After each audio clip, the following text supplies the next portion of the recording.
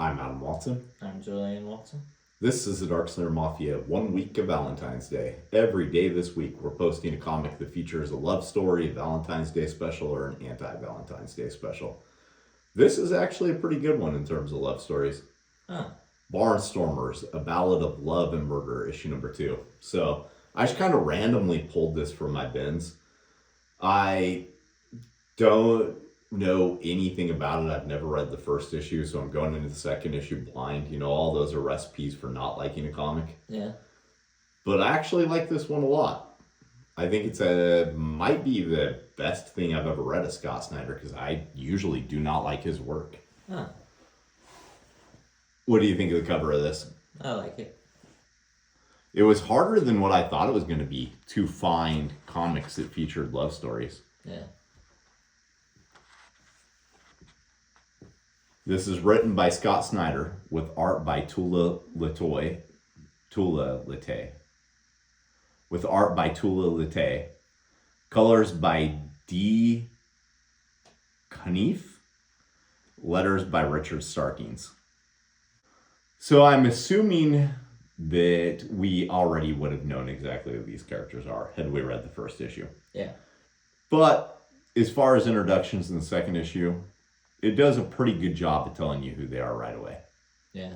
They're at some sort of fancy party, and they're trying to come up with names for their show. And while there, they decide to rob the rich people. I like that there'd just be a golden apple at this place, by the way. Yeah. I don't think I have a single complaint about the artwork in this. No. So then you get to see what their show is. So apparently they're doing like barnstorming shows where they're using biplanes to do crazy ass tricks, including going out onto the wing. I could see my wife doing this. I, however, would not, because I am afraid of heights. The only thing that scares me, my ass is staying on the ground. I would never do this. The crowd, of course, loves it because, you know, anything death-defying people are going to love to see. Yeah. There's a conversation happening, is narrative dialogue, between two guys the whole time. I'm assuming you probably know who they are if you've read the first issue. I didn't, though, because, once again, I hadn't. But apparently they haven't been charging anybody for any part of the show or taking them up in the plane or any of that. So on the surface, it looks like they're just doing this all for charity. However, the Pinkerton that's been hired to follow them knows that this is just an act because they've been robbing rich people the whole time. So this one, we're introduced to a Pinkerton who's hunting them down, as well as the guy that Tilly, the woman in this, was promised to marry. I don't think they actually are married yet. I think they're just betrothed. Yeah. But they're trying to make it out like the main character, Bix, has kidnapped this girl. She sure does not look like someone who's been kidnapped. No. So apparently they've ran away together, and this is their plan. She's kept the golden apple, by the way, because she grew up on an apple farm where they didn't have enough money to actually harvest the apples once they had grown to maturity. Yeah. And the guy that we previously saw, her fiance, I guess, he is a part of a rich family in that area who controls everything and has been keeping her family poorer. So apparently he's controlling their family just to be with her. Yeah. Bix tells her a bit of his origin story. So he used to work for a fizz pop company that had a cowboy that was like neon on the top of it. He looks familiar, but I can't think of why. And one day he had to climb up there to get a bird's nest off it. I wonder if you'd actually have to go up there to get a bird's nest off it, by the way. Or if it would matter if there was a bird's nest on a neon sign. Got electrocuted while up there because he accidentally hit the sign with his hammer. And the electrocution caused him to be able to see things as the machines that everything actually is. Yeah. While in the hospital, he met a guy who did barnstorming, who taught him everything he knew. Unfortunately, he didn't know to keep his feet firmly inside the plane and died doing the very thing that he's now having the girl do. Yeah. Everything about this is really well drawn. Yeah. It's just a nice little 2-page love montage. Very well done. Yeah. Meanwhile, the Pinkerton and... Do you remember what the douche's name is? No. Mr. Carlisle, I think. Yeah. The Pinkerton and Mr. Carlisle continue to hunt them down. The Pinkerton is having some second thoughts. He doesn't really think this whole thing's worthwhile and kind of wants to just give up. Yeah. When suddenly they see the lovers at a party. The Pinkerton wants them to wait until they're comfortable and approach them later on, but this guy's too much of a douche for that. So he just immediately takes off after them and starts firing shots when they're in the kitchen. Unfortunately, they use gas in some kitchens. Yeah. Yeah. So they're making a break for their plane when he starts shooting at them. And at first, Bix thinks that Tilly's been hit. But she's just climbing out to the very end of the wing, something she hasn't done previously, to wave at the douche. So if I have one complaint about the art at all, it's probably right here. I hate when realistic fire is used in comics. But it's not that bad looking because there is a lot of realism looking things in this. Yeah. So it doesn't go as badly as it does with, like, say, an X-Men comic or something like that. Yeah. The douche hatches a plan that he's going to frame them as murderers. I wonder why they put this in the middle. It's kind of a weird design choice. Yeah. But it does kind of show it as like a chapter break. Yeah. So that's just kind of the way that I read it. So I'm assuming days later, though, doesn't give us an exact time frame of how long it's been. Yeah. She surprises him by showing him that she's got him flight suits.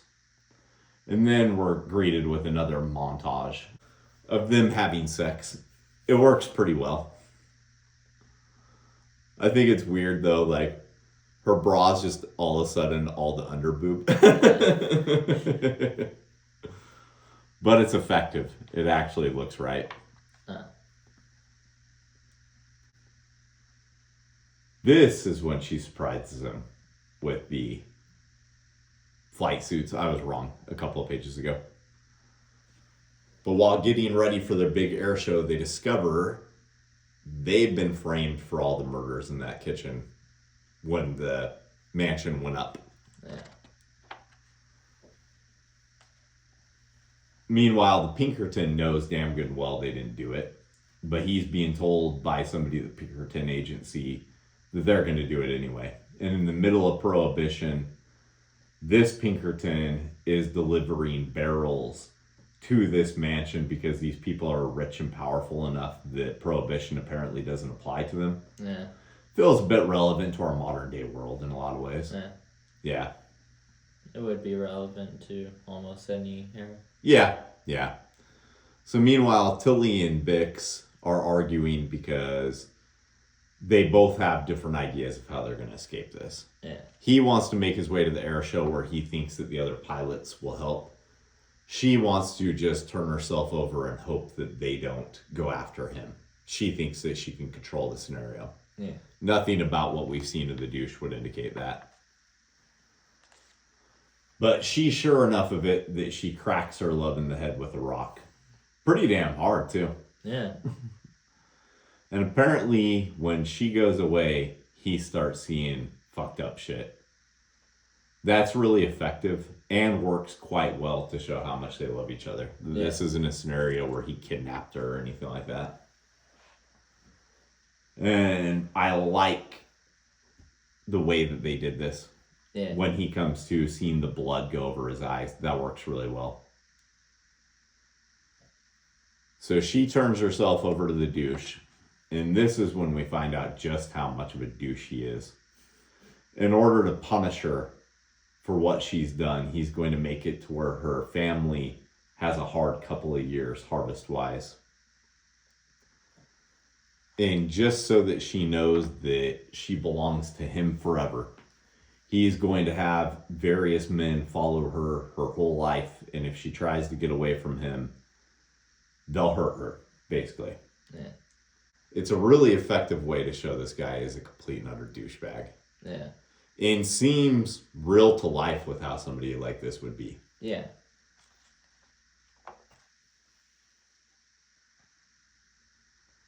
But Bix has other ideas. And this is probably the most fantastical part of the comic. Because he just takes the car out with the wings of the biplane. I don't know that much about the engineering of biplanes, but I'm pretty sure if you whacked an old steel car with the wings of one, the wings would break. Yeah. The car would break too, but you know, there'd be breakage on both sides, right? Yeah. But in this world, it just knocks the car over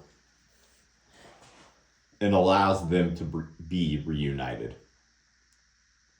Unfortunately, the douche has other ideas and starts welling on her lover until she gets a hold of his gun and pops him in the head.